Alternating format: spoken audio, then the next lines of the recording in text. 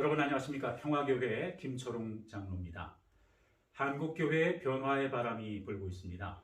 스스로 개혁하고 쇄신하지 않으면 한국교회는 다음 세대를 이어가기 어렵다는 절박함과 위기의식을 갖고 있는데요. 그 개혁의 중심에 서 있는 여성 안수제도에 대해서도 새로운 인식과 성경 해석이 필요하다는 목소리가 힘을 얻고 있습니다. 여성 안수제도, 우리 시대 교회가 반드시 가야 할 길이라는 기고문을 통해서 목소리를 내고 계신 평화교회 한정국 목사님을 모시고 이야기를 나눠보겠습니다. 목사님 안녕하십니까? 네, 안녕하십니까? 네. 기독교나 교회의 중요한 신앙 고백이나 실천해야 될 문제들이 참 많이 있는데요. 그 중에서도 목사님과 평화교회가 여성 안수 제도에 대해서 관심을 갖게 된 특별한 이유는 무엇일까요? 예, 교회가 해야 할 또 개혁해야 할 많은 과제들이 있죠. 그 중에서도 여성 안수제 문제는 먼저 대부분의 우리나라의 기독교에서도 이 문제에 대해서 이미 정리한 바가 있죠. 그래서 여성 안수가 가능하다고 했지만 우리 고신교단과 합동교단을 중심으로 여전히 이 문제가 남아있는 과제입니다. 결국 지금 우리 사회가 여성의 주체적 참여를 원영역에서 요구하고 있고 또 그렇게 하고 있는데 교회가 여전히 이 문제에 대해서 예전과 같은 똑같은 방식으로 하는 것이 굉장히 큰 문제가 있고 이것이 극복하는 것이 교회의 변화에서 굉장히 나름 중요한 의미를 갖고 있기 때문에 이 문제에 관심을 가졌죠. 시대에 맞게 꼭 극복해야 될 과제라고 말씀을 하셨는데, 자, 그렇다면 여성 안수 제도에 있어서 우리 고신교단이 어떤 입장을 갖고 있는지 고신교단의 헌법을 먼저 좀 살펴보면 좋을 것 같은데요. 우리 고신교단의 그 헌법은 교회정치 40조 그리고 65조에 분명히 나와 있습니다. 목사 장로의 자격을 남자 세로 교인으로 무험하게 7년을 경과한 자라고 되어 있습니다. 그러니까 남자 세교인이라고 그렇게 명확히 규정하고 있고 있습니다. 예. 충격적인 사실은 우리 고신교단과 오랫동안 자매 관계를 맺어온 화랑개혁파, 일명 해방파라고 하죠. 이 교회가 이 목사 장로에 대한 여성 안수를 결의를 했다는 것인데, 우리 교단 목회자나 신학교 입장에서는 대단히 당황스러운 결과로 받아들여집니다. 이 결정을 지켜보시면서 어떤 생각이 드셨는지요? 사실 이 화랑개혁파 교회와의 관계는 굉장히 오래됐습니다. 네. 제가 학교에 다닐 때만 해도 그쪽에 있는 그 교수 요원을 파견해서 지금도 이름이 고재수라고 하는 분을 기억하는데 그리고 우리 학교에서도 우리나라에서도 많이 파견했고 그리고 사실 이제 우리 교단이 경제적으로 아직 좀 힘들었을 때는 그쪽 교단에서 물질적 지원도 했고요. 이렇게 아주 밀접한 관계를 갖고 있었죠. 특별히 신학교에서 그냥 특강이 아니고 지금 교수 요원으로 가르친다는 것은 신학의 철저한 일치를 말하거든요. 그렇게까지 서로 이렇게 교류했는데 그리고 모든 것이 같았는데 여성 안수 문제를 2017년에 결의를 하고 그 다음에 교단과 세계 보수 교회가 항의를 했지만 2020년 총회에서 정식 결의를 합니다. 그러니까 사실 이제 우리 교단으로서는 굉장히 충격적인 그런 것이 될 수 있겠죠. 결국에서 아마 그 교회에서 제가 그 논의 과정을 보면 굉장히 깊이 고민하고 그리고 특별히 시대의 여러 요구와 또 이런 문제와 함께 이 문제를 결정한 것으로 알고 있습니다.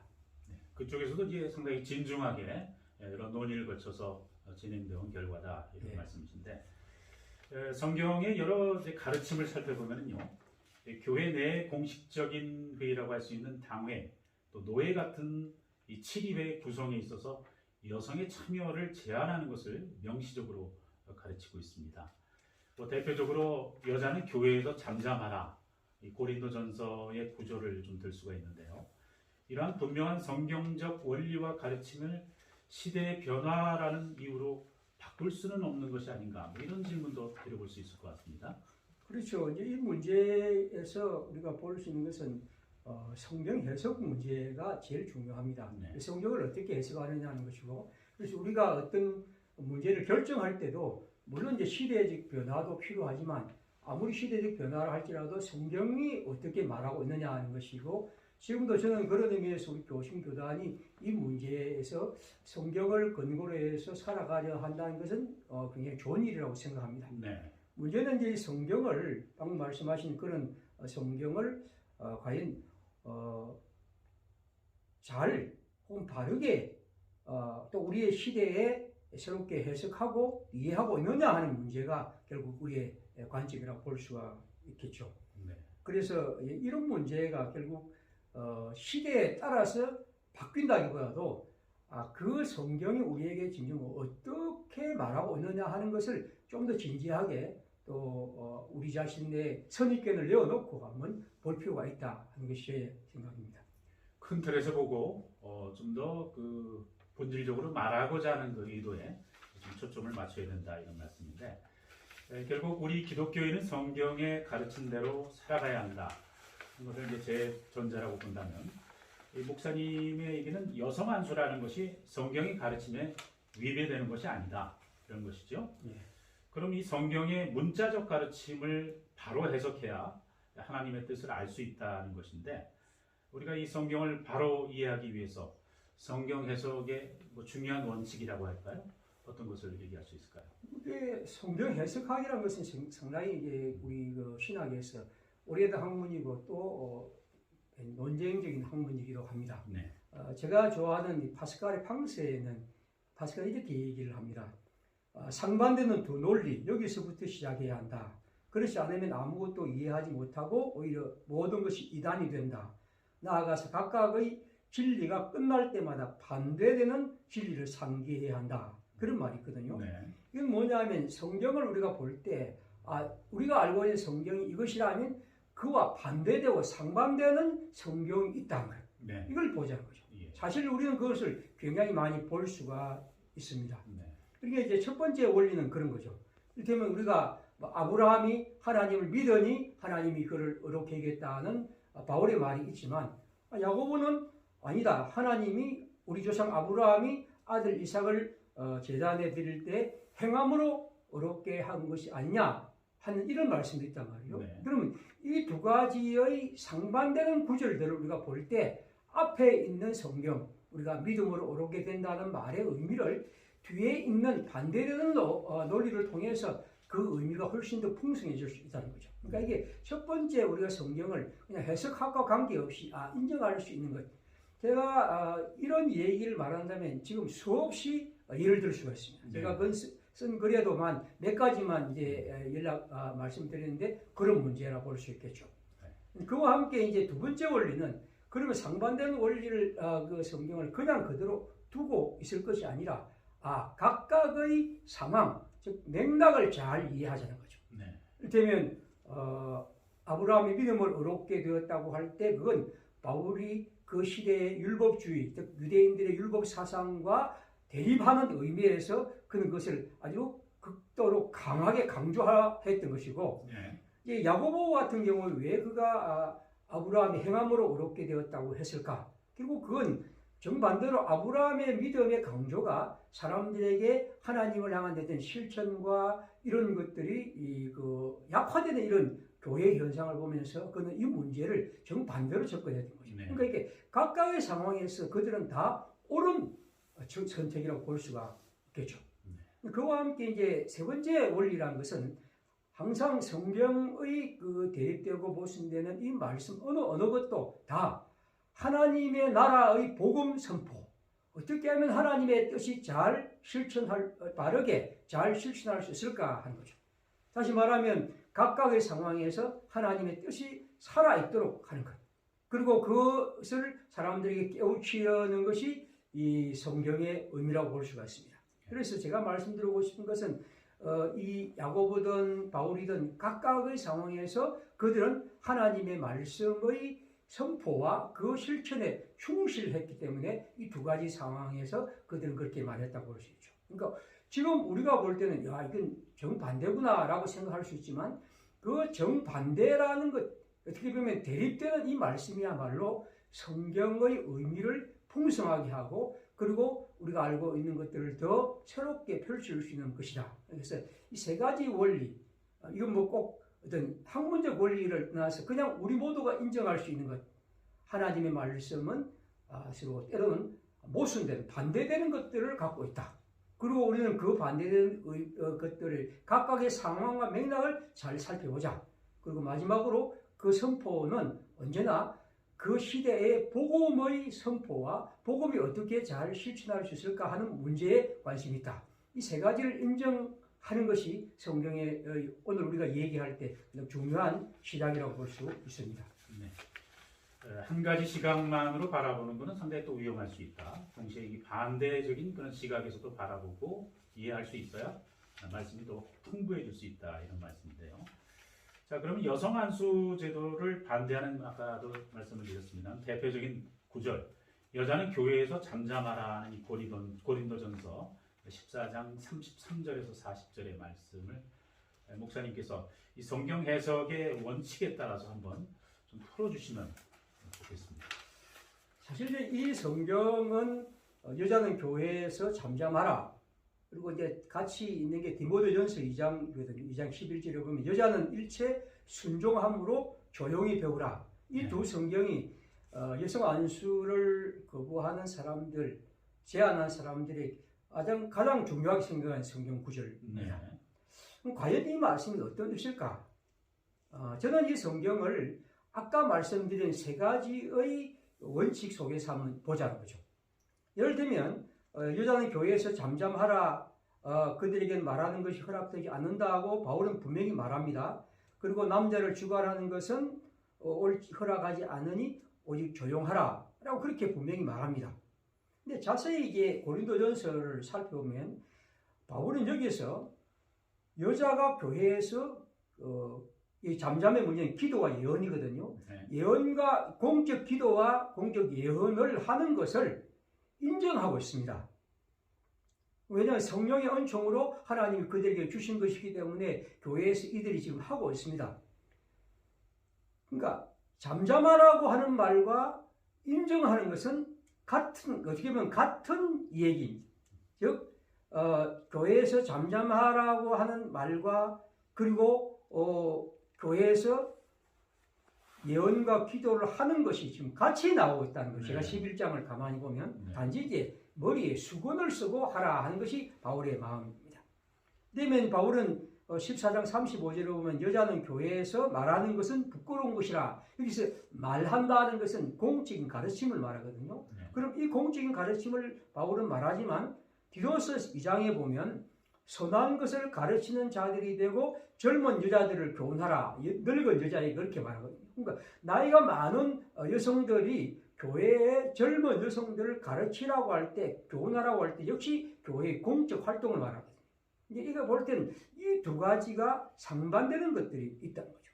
그 외에도 이 고린도전서에 보면 아담이 먼저 지음을 받았다. 그 다음에 여자가 뒤에 있었다. 그 다음에 여자가 먼저 죄를 지었기 때문에 그렇다 하는 얘기를 계속합니다. 물론 그 말을 바울이 분명히 하지만 바울은 또한 자기 얘기에서 그와 좀 대립되는 말씀도 하죠. 남자도 여자에서 낳고 우리 모두가 다 하나님에게서 낳았다. 그러니까 하나님에게서 낳았다는 의미에서 창조의 순서라는 것이 그렇게 큰 의미가 없다는 거죠. 그리고 타락의 문제도 마찬가지입니다. 분명히 바울은 이 여자의 조용함의 얘기를 하면서 여자가 먼저 죄를 지었기 때문이라고 그렇게 말을 합니다. 근데 반대로 또 다른 얘기를 하거든요. 이를테면 바울은 로마서에서 말합니다. 로마서 1장 18절부터 3장 20절에 긴 인간의 그 타락에 대한 얘기를 하면서 죄인은 없나니 하나도 없다. 모든 사람이 죄를 지었으므로 하나님의 영광을 이룰 수 없다. 다시 말하면 여기서 바울이 말하는 것은 우리 모든 사람들이 다 죄를 지었다는 말은 남자나 여자나 하나님 안에서 어느 누구도 자기 자신이 조금 더 낫다. 이렇게 말할 수 없다는 겁니다.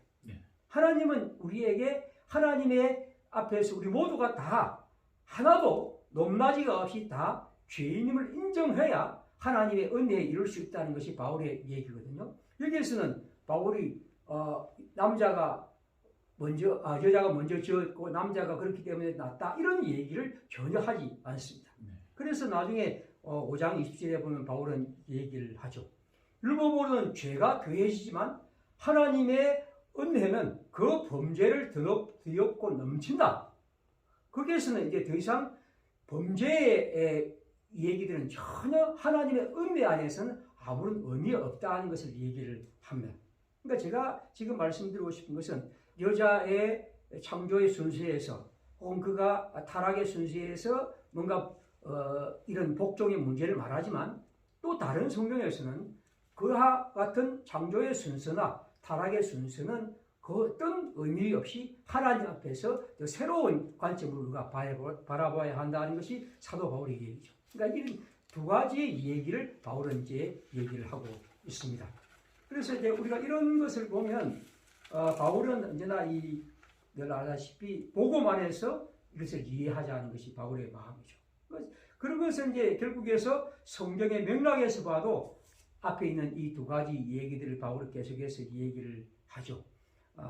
바울에게는 이 성경의 어떤 얘기가 하나님의 성령을 힘입어서 방언과 예언을 하고 그리고 지금 방언과 예언을 통해서 교회가 혼란스러워졌단 말이죠. 그러니까 바울은 지금 14장에 보면 고린도서 14장에서 조용하라고 그렇게 말하지만 14장 34절 정도에 보면 모든 사람들이 교회에서 하는 것처럼 여자는 교회에서 잠잠하라고 했습니다. 그 모든 사람이란 것은 남자든 여자든 성령을 받은 사람들이 지금 교회 안에 예언하고 방언을 하고 있습니다. 그런데 예언과 방언을 하면서 교회를 시끄럽게 하고 질서를 어지럽히게 있고 그걸 통해서 사람들이 교회를 이상하게 보고 있단 말이죠. 그래서 바울은 거기에 대해서 그렇지 말고 모든 사람이 그렇게 해야 하고 특별히 아마 여자가들이 이 문제에 대해서 굉장히 문제를 일으킨 것 같습니다. 그래서 조용하라 그렇게 얘기를 합니다. 그래서 바울이 말하는 것은 여자가 예언과 방언을 하지 말라는 것이 아니라 여자들도 남자들 못지않게 지금 문제를 일으키고 있으니 여자들은 지금 이 문제에서 잠잠해라. 특별히 바울은 지금 그들을 이 문제를 일으키는 장본인이 여자들이 굉장히 많았다고 볼 수 있죠. 그래서 바울은 이 문제에 대해서 지금 여자들에 대해서 이렇게 얘기를 하면서 이 문제를 얘기하고 있습니다. 그러니까 두 번째 원리에 보면 이런 성경의 맥락에서 보면 바울이 여자가 교회에서 잠잠하라는 것은 그냥 일반적으로 오늘처럼 오늘 이런 상황에서 여러분 잠잠하시오라고 말하는 것이 아니라 지금 이 교회 안에서 나타난 이 예언과 방언의 무질서가 교회를 어지럽히는 이 문제를 해결하기 위해서 특별히 여성들이 이 문제에 일으키는 사람들이고 그래서 바울은 이 얘기를 한다는 것이 적어도 이 문제죠. 그래서 14장을 읽어보면 바울의 마음은 질서 있게 하고 하나님의 그 평안을 따라 하라는 것이 아닙니다.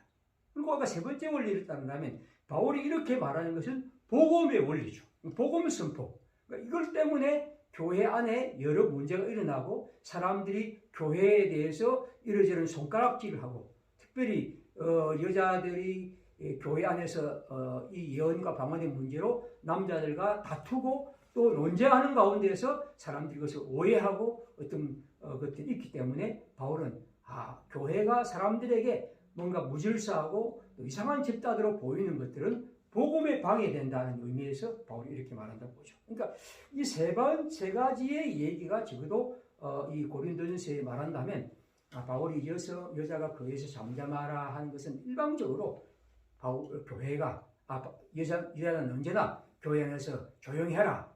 사실 이렇게 하는 교회는 없겠죠. 어느 누구도 그건 불가능한 일인데 결국 바울이 이렇게 말할 수밖에 없었던 것은 그런 상황이라고 볼 수가 있습니다.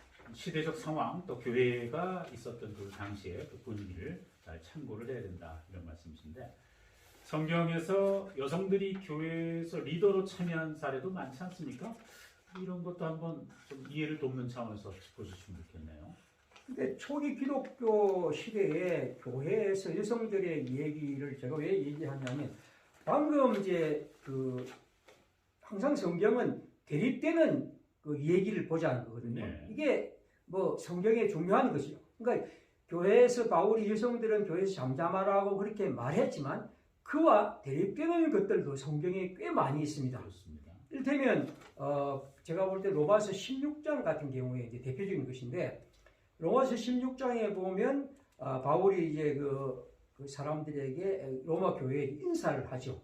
거기 보면 제가 알고 한 17명 정도의 사람들을 소개를 합니다. 예. 그 중에 한 7명 정도 여성들이죠.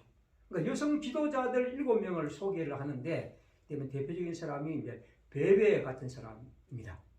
근데 이 베베라는 사람은 바울의 보호자고 교회의 일꾼이라고 이렇게 말하는데 이 사람은 바울의 이 로마서 서신을 로마 교회에 전달한 사람입니다. 근데 보통 이제 요즘과 같이 이렇게 편지를 그냥 보내는 것이 아니라 이런 서신을 전달했을 때 사람들에게 이 서신을 전달하고 이 바울의 마음을 잘 풀이하고 특별히 로마서는 굉장히 신학적으로 굉장히 중요한 책입니다. 네. 그럼 이걸 로마 교회에 전달해서 설명하고 설득하고 하나님의 뜻을 이해할 수 있는 사람이 바로 서신 전달자란 말이죠. 네. 그러면 다른 어떤 사람도 아니고 여성 베베를 그렇게 바울이 보냈다는 것은 이 사람이 교회의 훌륭한 훌륭한 하나님의 말씀을 통달한 지도자라고 볼 수 있죠. 네. 그렇지 않고서 바울이 이 중요한 편지를 그렇게 보낼 수가 없다고 봅니다. 그런 베베에 대한 얘기도 있고 그 다음에 이제 바울의 중요한 동역자인 브리스길라가 있죠. 그의 네. 남편 아굴라와 함께 하나님의 복음을 위해서 신실하게 일하는 사람이고 그는 심지어 바울과 함께 복음을 위해 목숨을 내놓을 정도의 사람입니다. 항상 이 사람은 이제 남편과 함께 등장하지만 재밌는 것은 브리스길라 여자의 이름이 남편보다 먼저 네. 일어납니다. 물론 이제 고린도서 16장 19절은 예외인데 아마 제가 볼 때 왜 아굴라와 브리스길라고 썼을까 하는 것은 아까 본 것처럼 고린도 교회의 여성들이 굉장히 어떤 그 자기 주장을 많이 했기 때문에 바로 여기서는 다른 성경은 다 브리스길라 아굴라 했는데 여기만큼 아굴라와 브리스길라를 쓴 것은 그런 이유지 않을까 그런 생각을 합니다. 거기 보면 이제 유니아라는 여자도 등장하는데 이 사람들은 이제 이 사람을 우리 성경은 이렇게 말하죠. 사도들 가운데에서도 뛰어난 사람이다 그렇게 했는데 제가 볼 때는 사도라고 불러도 좋을 정도로 훌륭한 하나님의 사람이 바로 여성 유니아지 않겠나 이렇게 보면 이런 교회에서도 이런 초기 기독교의 시대에서도 이런 훌륭한 여성들이 있었다고 볼 수가 있죠. 우리가 잘 아는 대로 교회의 여성들이 자기의 집을 제공한 가정교회를 이룬 데도 굉장히 많이 있죠. 브리스길라가 대표적인 사람이고 골로새서 4장에 보면 라오디게아의 num바의 집도 있고 그리고 빌립보서에 보면 복음과 함께 힘쓰는 저 여인들도 있고 특별히 사도행전 16장에 보면 루디아라는 사람이 있죠. 자주장사 루디아라는 사람이 있는데 이 사람은 특별히 그 바울과 함께 만나서 빌립보 교회를 세운 사람입니다. 아주 훌륭한 하나님의 일꾼으로서 그런 일을 했던 거죠. 이렇게 교회 안에 훌륭한 여성들이 있었다고 볼 수가 있죠. 사도행전에 보면 누가는 사도행전 2장 17절에 유명한 성령 강림절을 얘기를 하죠. 성령 강림할 때 요엘서를 인용하는데 요엘서는 이렇습니다. 그때 내가 내 영을 내 남종과 여종에게 부어주리라. 그러니까 하나님의 성령이 이제 남자와 여자의 차별 없이 모두가 부어집니다. 그러자 하나님의 성령을 받은 사람들이 다 하나님의 역사에 참여하죠. 제가 볼 때 고린도전서 11장에 기도와 예언하는 사람 혹은 예언과 방언하는 사람들 다 하나님의 성령을 받은 사람이죠. 그러니까 하나님의 성령을 받으니까 이제 지금까지 유대교회에서는 여성들은 어떤 역할도 할 수 없었는데 이들이 하나님의 성령 안에서 방언과 예언을 하고 하나님의 복음에 주체적으로 참여하게 되는 거죠. 그러니까 그런 것들을 통해서 하나님께서 그들 가운데 역사하는 것을 우리는 충분히 볼 수가 있습니다. 아까 말씀드린 브리스길라 같은 사람은 이제 아볼로를 가르치는데 올 때는 굉장히 놀라운 것은 아볼로는 성경에 보면 언변이 좋고 성경에 능통하고 일찍이 주님의 도를 배워서 예수에 관한 것을 가르치는 사람인데 단지 세례 요한의 세례만 알았다는 거죠. 이 브리스길라가 그에게 하나님의 도를 정확하게 풀어 일렀다는 거죠. 이건 교회의 공적 가르침을 말할 때 쓰는 말이죠. 그러니까 이 브리스길라 같은 사람도 하나님의 말씀을 가르치는 그런 훌륭한 사람이라고 볼 수 있습니다. 그래서 바울이 이제 갈라디아서 3장에 말하죠. 너희는 유대인이나 헬라인이나 용이나 자유인이나 남자나 여자나 다 그리스도 예수 안에서 하나다 하는 말들. 제가 지금 잠깐 소개한 몇 가지입니다만 이런 걸 보면 우리가 바울은 교회에서 잠잠하라는 말만 자꾸만 생각하지만 그 못지않게 바울과 함께 복음에 참여한 사람이 많았고 바울은 그들을 기꺼이 받아들이고 그들과 함께 일했고 그들 역시도 하나님의 복음에 주체적으로 참여한 사람들이었다. 그래서 교회의 여성 지도자들은 굉장히 저는 그 시대의 그 가부장적 사회의 한계가 있지만 그 속에서 하나님의 복음에 얼마나 훌륭하게 참여했냐 하는 것을 우리가 볼 필요가 있다는 거죠. 이 바울과 함께 동행했던 그 여성 지도자들의 모습 하나하나 사례를 짚어서 말씀을 해주셨는데요. 이번에는 그 예수님께서 여성들에게도 다양한 가르침을 주지 않았습니까? 그것도 한번 시간 얘기를 해보면 좋을 것 같습니다. 예수님의 여성 얘기를 하면 저는 한마디로 이렇게 말할 수 있습니다. 예수님의 가르침과 행동에는 여성에 대한 차별이나 우리가 생각하는 것은 전혀 없습니다. 제가 볼 때 2000년 전 가부장적 사회에서 어떻게 그럴 수 있을까 할 정도로 예수님의 말씀과 행동에는 모두 다 그 어떤 차별을 우리는 하나도 발견할 수가 없습니다. 네. 이를테면 예수님이 사람들을 고치고 만나고 가르치고 할 때 주님은 여성들을 그 어떤 차별 없이 대하고 그들을 만나고 가르치고 또 그들을 고치고 그들과 함께 얘기를 했던 그런 사례들을 우리는 복음서에서 수없이 발견할 수가 있습니다. 그러면 예수님은 꼬부라져 18년 동안 살아가던 여인을 고치고 가늠하다 현장에 잡힌 여성들의 편이 되고 남편이 다스 있다고 비난받는 여인을 우물가의 대화를 통해서 그들을 하나님의 복음의 증언자를 삼으시고 마르다와 마리아를 사랑하시고 그리고 예수님의 비유에도 여성들이 주인으로 등장합니다. 특별히 저는 마가복음 7장 24절에 보면 예수님이 어떤 여인을 수르보게냐 여인인데 아마 이 사람이 딸을 고쳐달라고 할 때 예수님이 그렇게 말씀하죠.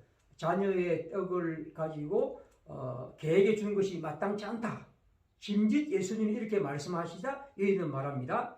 개들도 주인이 떨어진 곳에서 밥상에서 음식을 먹습니다. 라고 얘기를 하죠.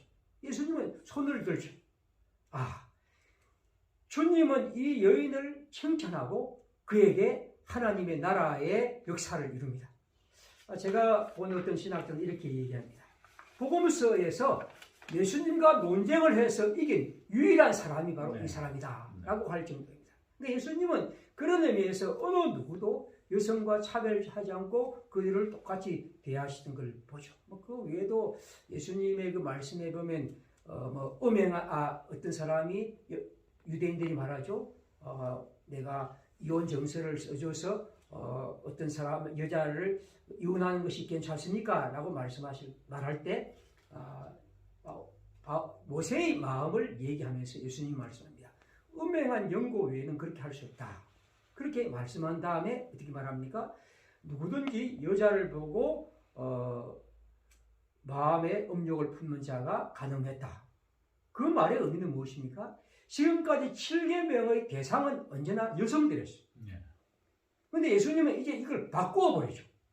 결국에서 그들이 갖고 있는 위선적인 태도, 하나님의 계명의 진실함에 다가가지 않고 그걸 통해서 이혼 정서나 남발하는 그들에 대해서 주님은 정반대의 접근을 하는 거죠. 그래서 예수님의 이야기에는 언제나 이렇게 그 시대의 여성들의 편이 되고 그들을 하나님의 복음의 주체로 세웠던 것을 우리가 수없이 볼 수 있습니다. 제가 이 누가복음을 저는 공부를 나름대로 많이 해봤는데 누가복음엔 그런 여성 얘기를 굉장히 많은데 제가 그 얘기 하나하나를 말씀을 드릴 수는 없고요. 여러분들이 누가복음을 읽어보시면 참 예수님이 얼마나 여성들과 함께 당신의 나라를 이루어 가시나 하는 것을 알 수 있을 겁니다. 근데 꼭 하나만 말씀드린다면 마가복음 14장입니다. 마가복음 14장에 보면 향유를 부어 주님께 부어드린 여자의 얘기를 있는데 거기에 예수님은 이렇게 얘기를 하시죠. 14장 9절에 보면 내가 진실로 진실로 너희에게 이르노니 온 천하에 어디서든지 복음이 전파되는 곳에는 이 여자가 행한 일도 말하여 그를 기억하리라. 여자는 기억할 필요가 없고 기억하지 않습니다. 여자의 행동은 그 어떤 의미와 중요성을 가지지 않습니다. 그런데 예수님은 말씀하시고 온 천하의 어느 곳이든지 하나님의 나라의 복음이 전파되는 곳마다 오늘 여기 여자가 내게 행한 일을 말하여 그를 기억할 것이다. 놀라운 얘기입니다. 오늘 우리가 이 성경을 다 제가 풀이하진 않겠지만 거기에서는 예수님의 십자가의 죽음, 그 죽음의 가치 앞에서 모든 사람들이 두려워 떨고 있고 무너지고 도망치고 의기소침해 있을 때 오직 이 여인만이 등장하여 예수 그리스도의 죽음의 의미를 드러내고 있죠. 그리고 예수님은 그 죽음의 의미를 하라면서 이 여인이 그 값진 향유를 부어드린 것을 예수님의 죽음의 그 고귀함을 온 땅 위에 드러내는 이 얘기를 통해서 주님은 내 장례를 위해 이 여자가 행하였다고 말씀하죠. 그러니까 예수 그리스도의 십자가의 죽음을 온 세상에 가장 값진 것으로 가장 귀한 것으로 드러낸 이 여자의 얘기를 주님은 우리로 기억하게 하는 겁니다. 오늘 우리가 이 성경을 읽으면서 예수님 앞에서 여성들의 이 고귀한 그가 어떤 사람이든지 하나님 앞에서 진실하게 주님을 하여 다가오고 복음에 신실한 사람이라면 주님은 그를 높이는 이 일을 보면서 저는 그런 의미에서 교회가 여성들을 그냥 그렇게 여성이라는 의미로서 하나님의 나라의 어떤 주체에 참여하는 것을 막는 것이 과연 가능할까? 예수님도 이렇게 말씀하시는데 하는 생각을 들으시오. 그래서 저는 이 14장을 좀 더 한번 많이 읽어봤으면 하는 생각이 듭니다. 예수님도 그 시대를 앞서서 이렇게 또 여성들이 능동적으로 주체적으로 참여할 수 있도록 길도 열어주시고 동등하게 대하셨던 그런 사례들을 말씀을 해주셨습니다. 자, 그렇다면 우리 고신교단으로 다시 돌아와서 그럼 이런 풍부한 성경적 그런 내용에도 불구하고 고신교단이 여성 안수 제도를 허용하지 않는 근본적인 이유 뭐라고 보십니까? 제가 고신교단에서 이제 평생 오랫동안 이렇게 있으면서 느끼는 것은 우리 교단에 갖고 있는 목사님들이나 성도들이 갖고 있는 가장 긍정적인 의미는 문자, 하나님의 말씀에 경외심을 갖는다는 것이죠. 네. 굉장히 중요한 것이라고 봅니다. 네. 이건 어떤 신학자들보다도 그런 것을 가지는 것이야말로 성경에 대한 우리의 태도입니다. 그런데 문제는 이것이 지나치게 됨으로써 문자 숭배가 될 수 있죠. 문자주의에 철저하게 우리가 되면 결국에서 그 문자에 매이게 되면 우리가 이 성경에서 우리에게 말하는 하나님의 말씀의 의미를 깊이 좀 생각하고 또 아까 말씀드린 반대되는 것과 모순되는 대립되는 말씀을 성실하게 찾아보고 왜 그런지를 생각하는 것이 막히게 되는 거죠. 네. 그래서 저는 막는 것은 가장 큰 문제가 이런 문자에 대한 지나친 태도. 문자를 저는 결코 경시하지 않습니다. 굉장히 좋은 것이라고 봅니다. 경외심은. 그러나 이 문자에 대해서 지나치게 집착하는 것. 예를 하나 들면 제가 이 글을 준비하면서 제 38회 종회, 그러니까 1988년 종회 계리를 읽었는데 그 계리는 이런 말이 있습니다. 장애자 목사 안수 제한을 해제하고 목사 안수하기로 하다. 그러니까 장애자를 목사 안수한 것을 지금까지 제한했는데 이제는 그걸 해제하고 장애자도 목사를 안수한다는 겁니다. 그 당시에 보면 아마 제가 볼 때는 이 장애자 목사를 장애인들이 목사 안수를 받는 것을 제한한 것 같습니다. 네. 제가 추측할 때는 아마 레위기 21장에 있는 말씀같이 여겨집니다. 거기에 보면 제사장들을 세울 때 몸에 흠이 있는 사람, 그때면 발 부러진 사람, 그 시각장애인, 손 부러진 자, 이런 장애들이 몇 가지가 있고 이런 사람들은 제사장이 될 수 없다고 되어 있습니다.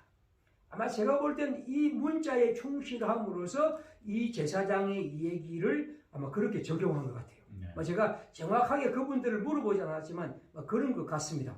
그렇다면 문자주의가 결국에서 우리가 볼 땐 그렇게 읽어서는 안 되는데 우리는 그렇게 읽었단 말이죠. 그러니까 이런 문자주의의 문제는 그 당시로는 그것이 성경에 있는 것이기 때문에 우리가 지켜야 한다고 생각했지만 지금은 누구도 그렇게 생각하지 않죠. 이것은 명백한 장애인 차별이지 않습니까? 네. 그러니까 장애인들이 하나님의 목사가 될 수 있다는 것은 너무나 당연한 것인데, 그러나 그 당시의 사람들로서는 이건 하나님의 말씀에 이렇게 되어 있으니까 우리가 이것을 금해야 한다고 그렇게 본 거죠. 사실 우리가 이렇게 보면 결국 우리 사회의 진보, 다시 말하면 장애인과 인권에 대한 의식이 성경을 다시 읽게 했죠. 우리가 읽었던 성경이 지금까지 이렇게 맞다고 생각했는데 이걸 다시 읽어야 되겠구나, 새로 읽어야 되겠구나 하는 생각을 하게 되기 때문에 저는 우리 시대의 변화가 또 이 교회의 이런 문제를 바르게 잡은 그런 얘기를 볼 수가 있습니다. 네. 여성 안수 제도를 좀 적극적으로 생각하고 또 인정하지 않으면 결국은 앞으로 복음 전파라고 하는 이 교회의 사명에 있어서도 또 교회 존립에 있어서도 상당히 또 위험해질 수 있다, 이런 말씀으로 읽히는데, 그럼에도 불구하고 한국 교회는 그런 분위기 속에서도 큰 양적 성장을 이루었단 말이죠. 그런 측면에서 여성 안수제도가 정말 복음 전파를 가로막는 것이냐, 이런 또 반문도 해볼 수 있을 것 같습니다. 교회가 양적 성장 문제는 제가 지금 말씀드리고 싶은 것은 아니죠. 그건 나름대로 어떤 여러 가지 이유들이 있는 것인데, 어쨌든 지금 우리의 사회, 우리의 이 시대의 문제들은 이 여성 안수의 이 문제를 해결해야 한다는 것은 왜 중요하냐는 것, 제가 일단 마지막으로 말씀을 드리고 싶습니다. 아까 처음에 파스칼을 얘기했는데 제가 파스칼을 좋아하기 때문에 하나만 말씀드리죠. 네. 파스칼이 이렇게 얘기합니다. 사람은 누구나 어떤 진리를 따르고 있으며 그럴수록 더 위험스럽게 잘못을 저지른다. 그들의 잘못은 어떤 허위와 거짓을 따르는 데 있는 것이 아니라 또 다른 진리를 따르지 않는 데 있다. 우리는 어떤 문제에서 어떤 것을 주장하는 것이 좋습니다. 그러나 다른 편에 있는 또 하나의 주장을 생각해야 합니다. 왜냐하면 진리란 것은 이런 반대되는 것이 진리의 거짓이 아니라 그 진리를 풍성하게 하고 풍부하게 합니다. 네. 이런 반대되는 것들을 정확하게 이해하는 것이 필요하다고 저는 계속 말씀드리는데, 결국에서 말씀드린 것처럼 이 교회가 지금 이 하나님의 복음에서 여성의 안수의 문제를 이렇게 가져오지 못하게 되면 어떤 문제가 일어납니까? 지금 만약에 우리가 우리 교회들에서 가서 지금 자라는 20대, 30대의 젊은 청년들에게 한번 물어보십시오. 이러한 것이 우리 헌법에 있고 이것이 앞으로 우리 교회의 진리라고 말한다면 오늘 우리의 젊은이들이 이걸 과연 어떻게 받아들이겠습니까? 다시 말하면 이러한 어떻게 보면 여성 차별적인 이런 요소가 있는 이것을 계속해서 우리가 갖고 그들에게 복음을 전하고 그들이 하나님의 일꾼이 되고 앞으로 차음 세대의 하나님의 나라의 백성 주체적인 사람으로 되라고 그렇게 말했을 때 지금 우리의 교회 제도에서 가장 중요한 제도가 교회의 당회란 말이죠. 네. 교회의 당회 목사와 장로가 교회의 정책을 결정하고 모든 것을 꾸려가는데 거기에 유성들이 전혀 자기의 의견을 낼 장이 없다고 한다면 과연 그들이 그것이 괜찮다 그렇게 받아들일까요? 지금 제가 볼 땐 50대, 60대의 나이 많은 분들은 그건 그렇다고 해서 지금까지 받아들였지만 적어도 20대, 30대, 40대의 젊은 사람들은 그걸 주장할 겁니다. 네. 말씀드렸지만 이게 옳다면 이것이 진리라면 괜찮아요. 그러나 말씀드린 것처럼 지금 우리가 지금 그렇게 말하는 것이 성경을 보면 성경을 우리는 이렇게 읽었지만 이런 성경 저런 성경을 볼 때 성경은 이 여성의 안수를 결코 제한하지 않는구나 하는 것을 알 수 있다면 교회가 그것을 계속해서 고집하고 말하는 것은 다음 세대가 하나님의 교회의 주체로 참여하는 건 굉장히 큰 문제라고 볼 수가 있겠죠. 그리고 저는 교회의 구성에 당회가 어떤 문제를 결정하고 교회의 방향도 결정하고 교회의 어떤 치리의 사건을 결정할 때 당회 안에 여성들이 같이 있다면 굉장히 좋다고 봅니다.